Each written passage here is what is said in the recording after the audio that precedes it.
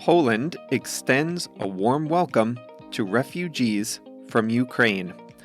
Hi there, everyone. I'm Jeff, and this is Plain English, where we help you upgrade your English with current events and trending topics.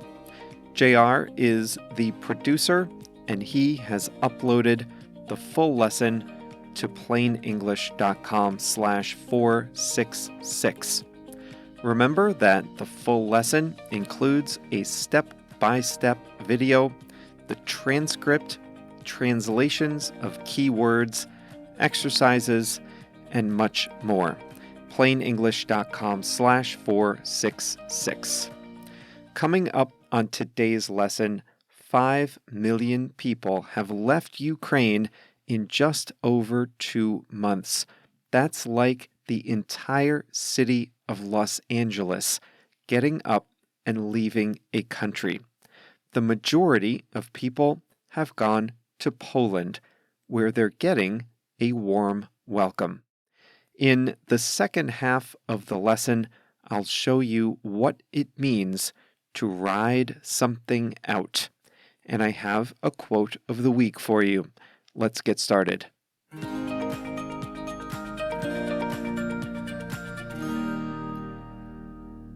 The war in Ukraine is now about 10 weeks old, just over 2 months. In that time, about 5 million people have left Ukraine. Among those 5 million people, about half have gone to neighboring Poland. Poland's population has swelled about 8% from refugees alone. Now, 1 in 5 people in Warsaw, the capital, is Ukrainian. Refugees arrive on trains and buses. The situation is dire. In the war's first weeks, Ukrainians with passports and savings were the first to escape. They were also more able to look after themselves in a new country. But as the war grinds on, more and more people are seeking to escape. This second wave includes refugees that are less able to provide for themselves in foreign lands.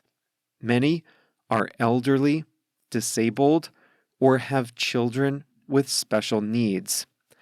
Others had been trying to ride the war out. They wanted to stay in Ukraine, but they left after Russian missiles flattened their homes and cities. Often, they left with just a few minutes' notice after having secured a last-minute spot on a train, on a bus, or in a van. The journey to Poland is long. One mother said she stood for the entire 20-hour journey to Poland. Witnesses said they had never seen trains and platforms so packed. People pour off trains in Poland with just a few belongings stuffed in a backpack. Tired, hungry, fearful, separated from loved ones, unemployed, and having spent all their savings, they step off the train into a foreign land. And what they find in Poland comes as a shock. They're getting a warm welcome. Polish people, refugees say, are loving and welcoming, and they offer an unexpected level of support. The European Union and the Polish government have made the legal transition relatively smooth. When they cross the border, Ukrainians don't need to show a passport. They only need to provide some identification. It could be a driver's license, a phone bill, or something like that. Ukrainians can then apply for a residence permit and Poland's national ID number at welcome centers or in major cities. The European Union has given Ukrainians permission to travel, live, and work in any EU country for 3 years. Ukrainians are eligible for cash assistance from the Polish government.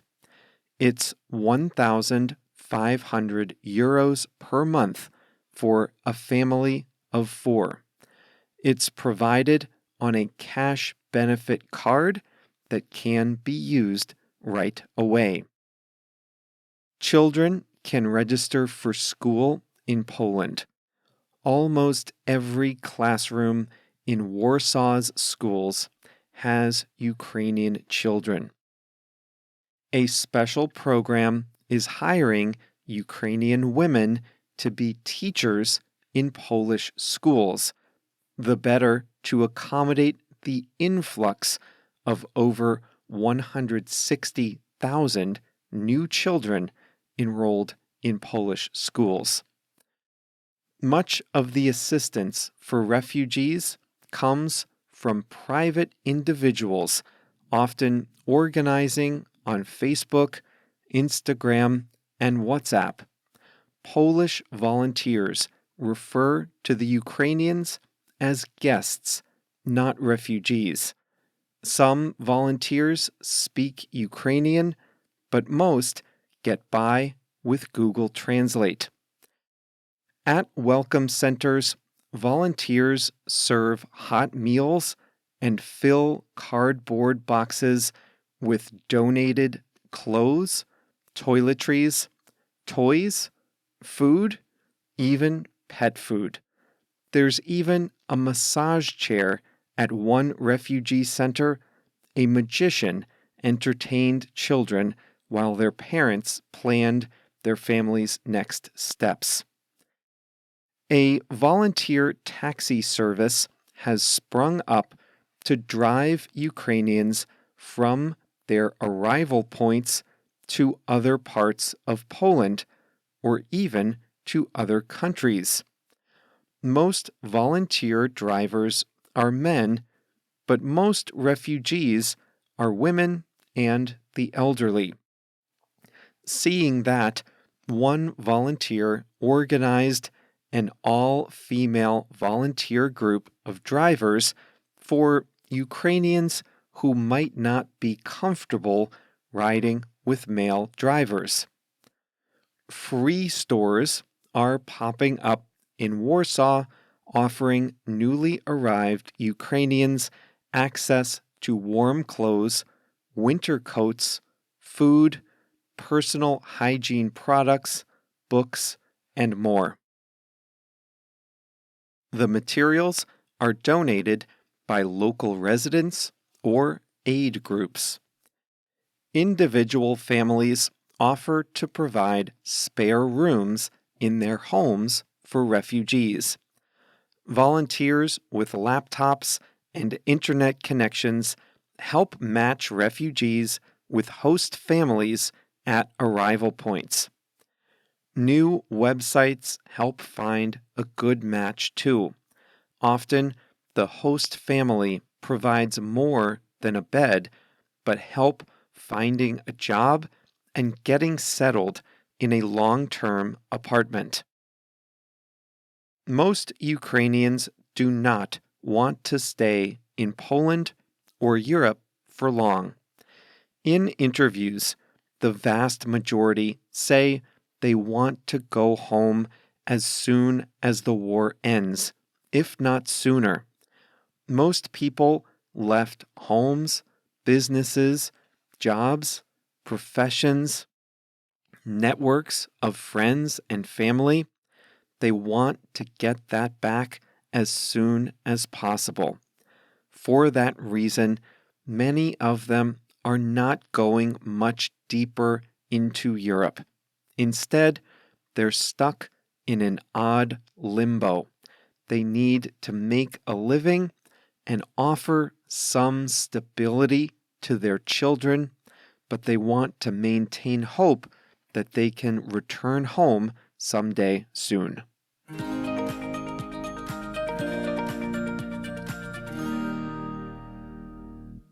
I don't mean to say that everything is going perfectly in Poland. There have been bureaucratic delays, instances of abuse, things like that. We're also only in the third month. Frustration has not yet set in. But I do mean to say that this is going much more smoothly than other refugee situations, even others in Europe's recent history. And in a situation where there is so little to be optimistic about, when the images from Ukraine are just so devastating, it's nice to see that people fleeing that terrible situation are at least getting a warm welcome from a neighbor.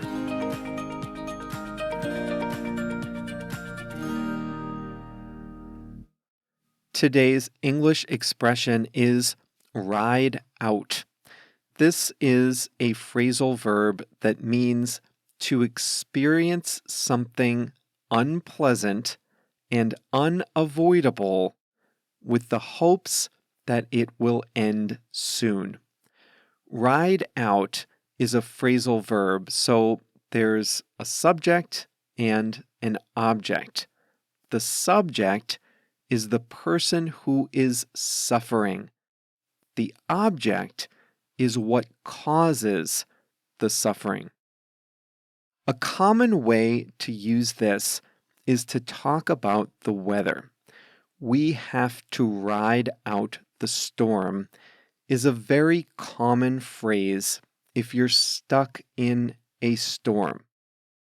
You could be out sailing a sailboat in the ocean. You could be out on the golf course. You could be riding a bicycle or a motorcycle, anywhere that a storm would cause you to be uncomfortable. You can say, we have to ride out the storm. And if you say that, you mean you have to experience the unpleasantness or the danger of the storm and hope it's over soon. So remember the pieces. You need the person suffering and the thing that causes the pain. So who's suffering? That would be us, we. And what is causing the suffering? That's the storm. We have to ride out the storm means we have to suffer through the storm. We have to experience the unpleasantness of the storm and just hope that it's over soon. Now, sometimes you have a choice. You can ride something out or you can escape it. In today's lesson, we talked about refugees from Ukraine. In the first week or two of the war, many people with savings, passports, and access to cars left the country. But a lot of people stayed, either out of necessity or because they thought they could ride out the war in their homes. Remember what I said about ride out. You experience the unpleasantness in the hope that it will end soon. Many Ukrainians wanted to ride out the war in their homes. They knew it wasn't going to be pleasant, but they thought at least the war would end soon. But months after Russia's invasion, they discovered they couldn't ride it out. It was too dangerous where they lived.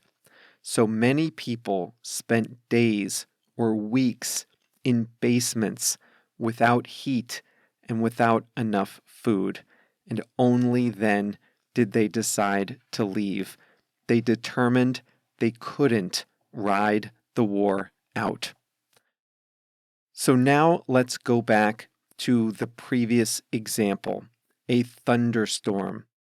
Imagine you're playing golf and it starts to rain. You can ask your golf partners, should we ride out the storm or should we cancel our game? That means, should we sit in the suffering? Should we stay out here and get wet and hope the rain ends soon? Or should we go inside and end the game? Now, if you're out on a sailboat, you might not have any choice. You might be far from the nearest port. In that case, you have no choice but to ride out the storm. You have to suffer through it and hope it ends soon. Here are a few other circumstances you can use with ride out. A company can ride out a recession. In an economic recession, sales often fall. Some companies have a reserve of cash or the ability to borrow money. These companies can ride out a recession. They can experience the unpleasantness, the unprofitability for a while, and hope it ends soon. Other companies don't have the ability to ride out a recession. They either have to close or change their services so that they don't lose money. A politician can ride out a scandal. A scandal is unpleasant for a politician. Negative articles, investigations, the possibility of having to resign. But you know what? Public attention is fleeting. That's what Boris Johnson, the Prime Minister of the UK, has discovered. He was caught attending boozy parties with members of Parliament during Britain's lockdown. Now, a lot of people hoped he would be forced to resign because of the scandal. But the Prime Minister was able to ride it out. He experienced the unpleasantness. He hoped for it to end. And you know what? It ended. He had to pay a fine, and it looks like he'll escape with his job. The scandal was called Partygate, and he rode it out, unfortunately, without any real consequences.